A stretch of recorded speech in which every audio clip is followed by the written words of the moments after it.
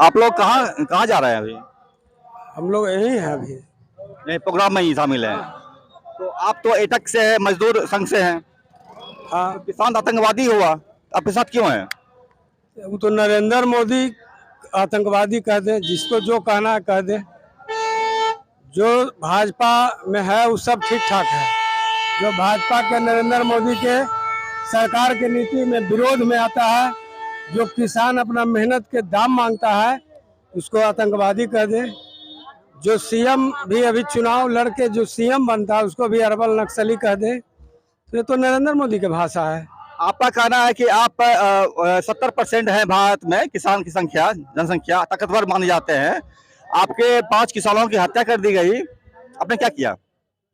लखीमपुर खीरी। अब क्या किया, हम लोग तो आंदोलन किए, जेल भी गया, लेकिन अब समझ लीजिए यह देश में लोकतंत्र नहीं है। लोकतंत्र को हत्या करना चाहता है और फिर से मनुवाद लागू करना चाहता है। भाजपा के जितने मिनिस्टर हैं उसके बेटा है, जो गलती करेंगे उनके पास कोई सजा नहीं है। अभी आप देखें, मेडल लाने वाले लड़कियों के साथ यौन शोषण किया ब्रज किशोर शर्मा, वो भाजपा के नेता था। कहाँ गया योगी जी का बुलडोजर? कहाँ गया नरेंद्र मोदी के जो सबके साथ सबके विकास? ये नरेंद्र मोदी ने कहा था कि 2022 तक किसानों का जो आमदनी है दुगना कर देंगे। अभी हम लोग के गांव में टमाटर फूलगोभी का दाम नहीं मिल रहा है, बैगन नहीं बिक रहा है। किसान का जो लागत लगा है, किसान मर रहा है। 2 रुपये 5 रुपये किलो फूलगोभी और बैगन है, बिकता नहीं है। और किसान आत्महत्या भी कर रहा है रेगुलर। उनको मार दिया गया धरना, जब वो अपना अस्तित्व के बचाव कर रहे थे। 700 किसान शहीद हुआ। और यह कहते हैं कि हमारी तपस्या में कोई कमी रह गया। जो मामूली लोग हमारा मिशन को समझ नहीं पाया, वो मामूली लोग था। 700 किसान मरा, वो इनके लिए मामूली लोग है। अभी 40 मजदूर वहाँ फंसा हुआ है उत्तराखंड में। एक आध दिन भी उपवास कर लेते प्रधानमंत्री, एक आध दिन भी उपवास रख लेते वो मजदूरों के लिए। 15 दिन से वो मजदूर फंसा हुआ है। ये कैसा सरकार है जो निकाल नहीं पा रहे हैं? मोदी का राहुल गांधी का कहना हुआ कि मोदी जी जो है पनौती है, और पनौती है तो इसलिए डर से नहीं जा रहे हैं कि जाएंगे पनौती वहां तो मर जाएंगे किसान मजदूर लोग, इसलिए नहीं जा रहे होंगे वो। पनौती है कहेगा ना। या मणिपुर में नंगे नचाया गया लड़कियों को, आदिवासियों को, एक दिन भी नहीं गए। क्रिकेट के खिलाड़ी में 5 घंटा जाके बैठने का इनको फुर्सत है। और यह क्रिकेट को भी, खेल को भी भाजपाकरण बनाना चाहता था। संजोग से भारत हार गया, हमें भी दुख है। अगर भारत जीत जाता तो यह प्रचार होता। अभी तक नरेंद्र मोदी बैठ के मेडल ले आया, चुनाव क्रिकेट जिता दिया। तो हम लोग के तो समझ है कि नरेंद्र मोदी अमित शाह ही बैठ के भारतीय टीम को हरा दिया। और इसको पनौती न कहेगा तो क्या कहेगा? महिलाओं के ऊपर अत्याचार होता है। मणिपुर में 3-3 किलोमीटर तक सैकड़ों हजारों लोगों के बीच में उसको नंगा घुमाया जाता है। उसके साथ 12-12 को लोग रेप करता है। और यह पनौती नहीं है तो क्या है? प्रधानमंत्री, इसको तो संविधान खत्म करना है। इसको तो अंग्रेज के समय वाला शासन लाना है।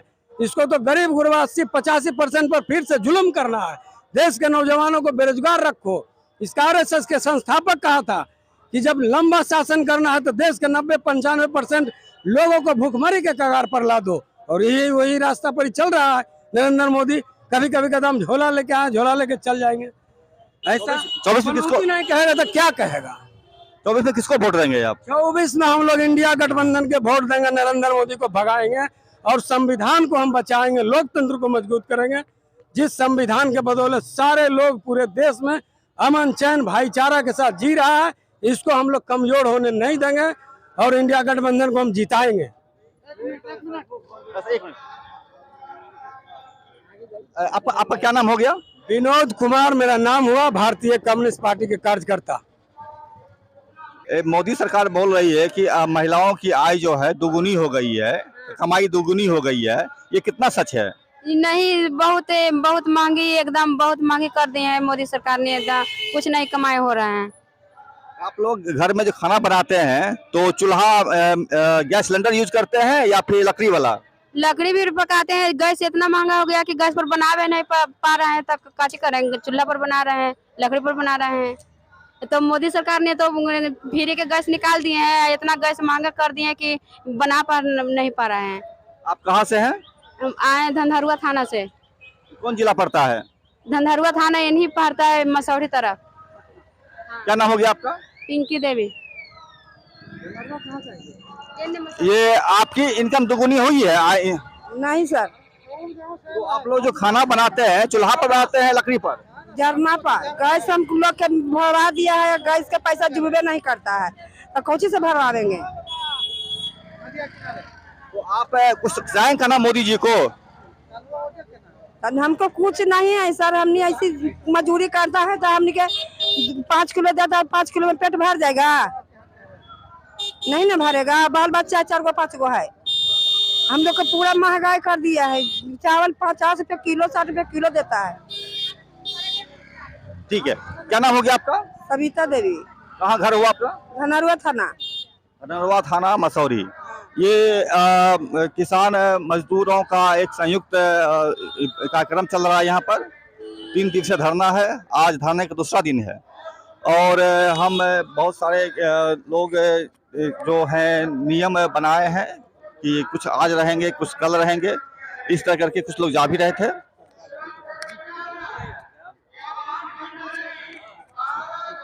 हम पूछते हैं कुछ लोगों से। ये क्या नाम हो गया अपना? अभय शर्मा।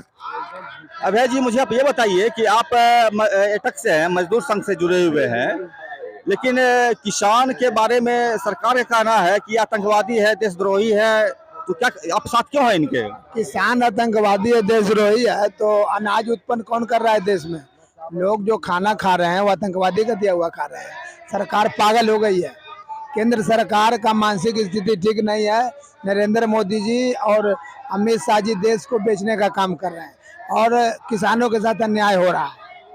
ये कहना ये भी कहा जा रहा था कि किसान जो है पिज्जा बिरयानी ये सब खाते हैं, ये तो अमीरों का भोजन है, किसान क्यों खाते हैं? पिज्जा बिरयानी वो खुद लोग खाते होंगे।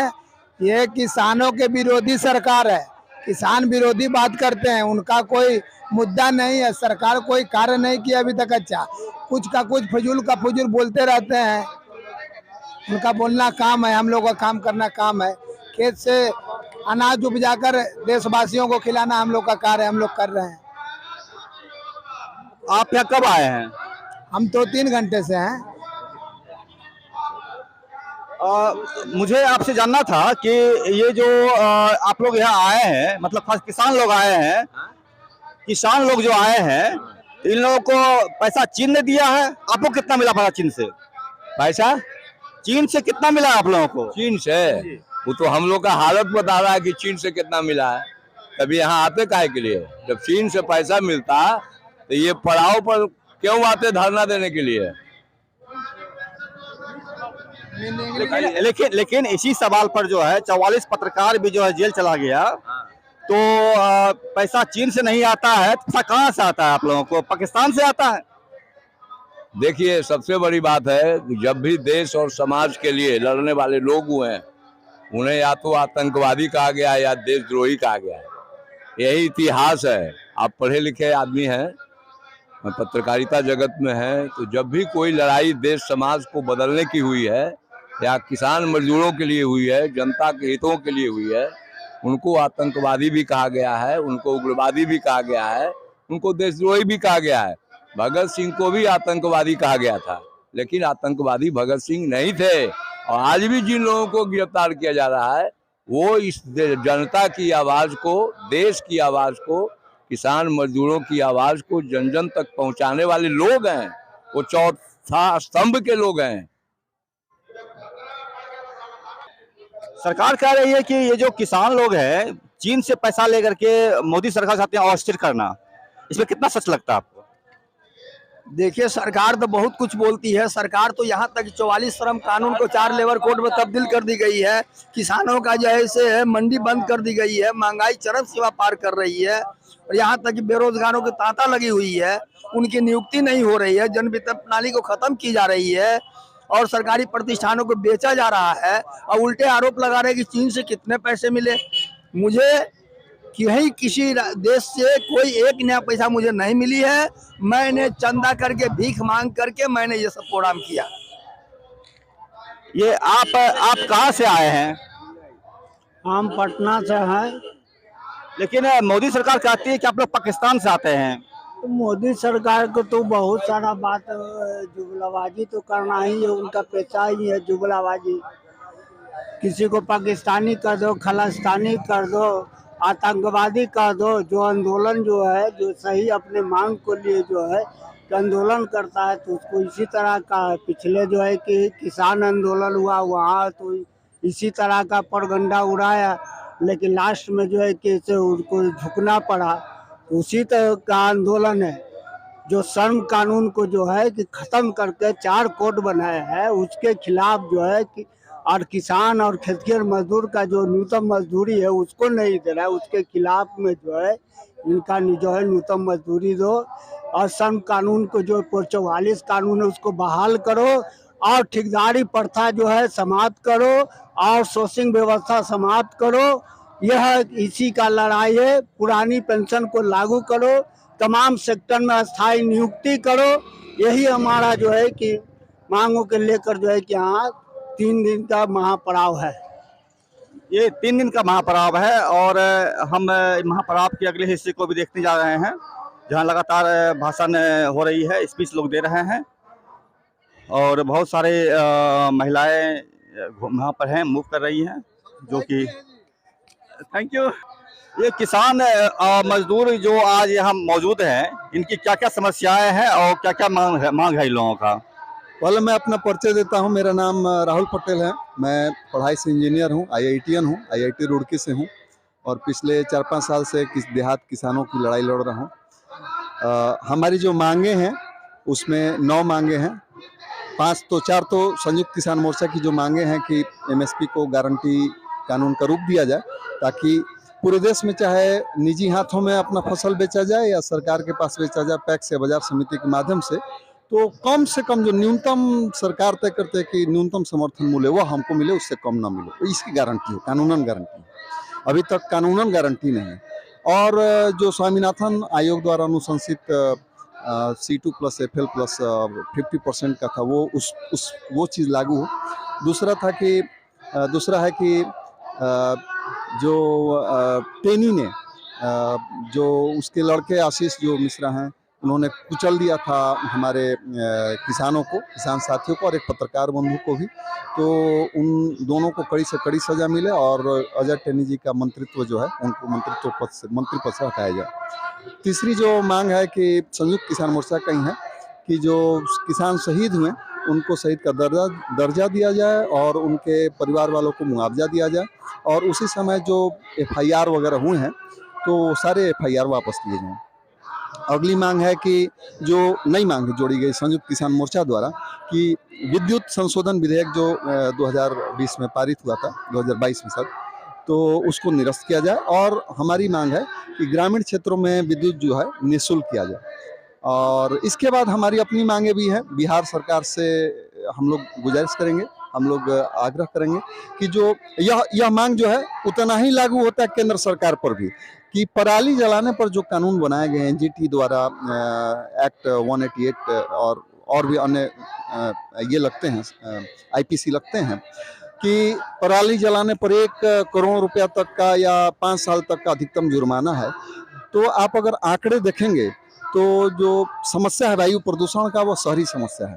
जितना ही ज़्यादा शहरीकरण हुआ उतना ही ज़्यादा वायु प्रदूषण है, और उस वायु प्रदूषण का 97% जो प्रदूषण है वो उसकी अपनी देन है। 3% पराली से आती है। इस पर मैंने पूरा एक 10 पेज का एक बनाया हुआ है रिसर्च करके। वहाँ जानकीपुर या ऐसा कोई जगह है दिल्ली में, जो वहाँ पे पॉल्यूशन कंट्रोल बोर्ड है, उसके आंकड़ों से लेके। तो एक्चुअली यह समस्या एकदम नगण्य है, और मैं तो कहता हूँ कि आप क्यों हम लोग को आर्थिक दंड दे रहे हैं, आप सबको आर्थिक दंड दीजिए, और या फिर जो भी मटेरियली दंड देना है कानूनन, क्या पे कानून बनेगी, जो जितना प्रदूषण करेगा उसको उतनी कड़ी सजा, उसको फांसी दे दी जाए सबसे अधिकतम को।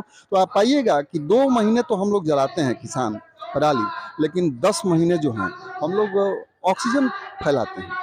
तो नेट अगर हम लोग का देखिएगा कि कार्बन फुटप्रिंट कितना है, तो हम लोग का नेगेटिव है, तो हम लोग को तो हमेशा पुरस्कृत किया जाएगा, और जो सरकारी महकमा है, जो निजी क्षेत्र हैं, वो हमेशा जेल में जाएंगे, उनको फांसी होगी।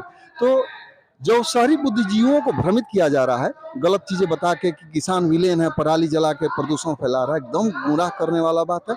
आंकड़ा देखिए आप, ऐसा कुछ भी नहीं है। इसी तरह वन्य जीव और जो आवारा पशु हैं, तो खास करके हिंदुत्ववादी जो भाजपा सरकार है, इसके कारण से आवारा पशुओं की संख्या इतनी ज़्यादा बढ़ गई है कि बिहार में और यूपी में मतलब इसके चलते लोग तबाह हो गए, फसलें चढ़ जा रहे हैं, वन्य जीव भी घड़रोज वगैरह हैं, हिरण है। तो मैं यह कह रहा हूँ कि यह नियम है या कानून है कि अगर किसी खास सीमा से अगर उनकी जनसंख्या बढ़ जाती है तो वो पेस्ट माने जाएंगे और पेस्ट कंट्रोल एक्ट में आएंगे। तो वैशाली में 300 नीलगायों को मरवाया नीतीश जी ने, तो बाकी जगह पे ऐसे ही होना चाहिए। अब देखिए इसका आर्थिक प्रभाव क्या पड़ता है नीलगायों को नहीं मारने से। वो बड़ा धान गेहूं को जितना खाते हैं उससे ज़्यादा वो दलहन और तिलहन को खाते हैं, और इसके चलते किसान इतने डरे हुए हैं कि दलहन तिलहन और नकदी फसलें नहीं करते हैं, उगाना नहीं चाहता। अन्य भी कारण है, सामाजिक आर्थिक अन्य भी कारण है, लेकिन यह भी एक कारण है कि लोग नहीं करते हैं। अब क्या होता है बिहार में, जो दाल आता है बाहर से आता है, तेल आता है बाहर से आता है, हमारे मतलब जो कभी हम लोग सक्षम थे और अपने लिए स्वयं उगाते थे, अब हमारे लिए आर्थिक बोझ है, जो कि नहीं होना चाहिए था। तो उस पर कंट्रोल होना चाहिए। इसके अलावा अन्य भी मांगे हैं। तो मैं हाँ जी बताइए। ये इस पर ही जब आपने पराली का जिक्र किया तो मुझे इसमें याद आ गया कि यूक्रेन और इजराइल हमास में जो चल रहा है तो उसमें लाखों टन बारूद बरस चुके हैं, तो उससे प्रदूषण नहीं हो रहा है और किसान पराली जलाते से प्रदूषण होता है। इसको किस रूप में देखते हैं आप?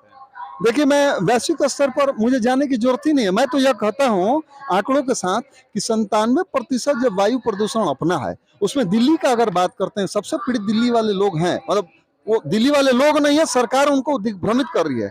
तो जो 97% का 50% तो उनके कूड़ा कचरा जलाने से होता है। वो ये तो समस्या आपकी अपनी देन है। मैं एक डीएम के ये रोहतास जिला के एक डीएम थे पंकज दीक्षित, तो उनसे कभी बहसाबहसी हुई थी इसी मुद्दे पर, और 11 किसानों पर मेरे जिला में FIR हुआ था। हम लोग उनके पास गए थे। उस बहसाबहसी के दौरान उन्होंने कहा था कि आपके पास क्या आंकड़े हैं। उस समय मेरे पास आंकड़े नहीं थे। उसके तुरंत बाद मैंने वो पॉल्यूशन कंट्रोल बोर्ड से आंकड़े निकाले और मैंने लेख लिखा कि भाई यह जो आंकड़ा है यह सही है। तो उनका कहना था कि अगर नहीं होता, यह सब रोड और बंद नहीं करते हैं तो फिर ये विकास कैसे होता, और आपकी इतनी हिम्मत नहीं होती कि आप मेरे साथ बोलते हैं और पढ़ाई लिखाई करते हैं। तो मेरा कहना है कि यह आपका सरकार का आर्थिक निर्णय है। उसी तरह से किसानों का यह आर्थिक निर्णय, आपके पास उपाय क्या? हम तो कहते हैं, किसान कहते हैं भाई आप ले जाइए ना पराली, ले जाइए, अब इसका जो कुछ करना है कर लीजिए।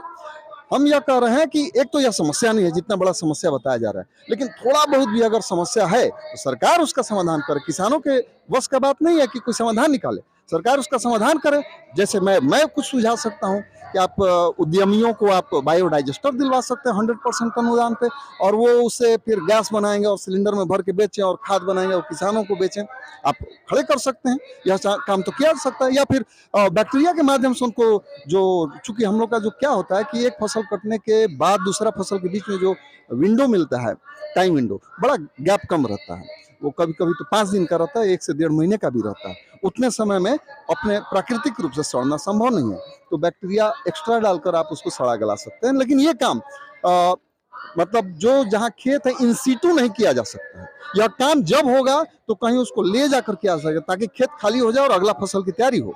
यह बातें चीज़ों को सरकार को ध्यान में रखनी चाहिए। तो सरकार में जो लोग बैठे हैं, जो एक्सपर्ट हैं, जो सचिव हैं, या जो भी दिमाग लगा रहे हैं, बस ऑफिस में बैठ के लगा रहे हैं। धरातल पर क्या चीज़ है क्या नहीं है उनको उससे मतलब नहीं, उनको अपने सैलरी से मतलब है। कानून बना दीजिए, मार दीजिए लोगों को। जी, धरातल पर क्या है, सरकार को इससे कोई मतलब नहीं है। मैं अभी आपसे इतना ही बात करूंगा। नेक्स्ट टाइम में आपसे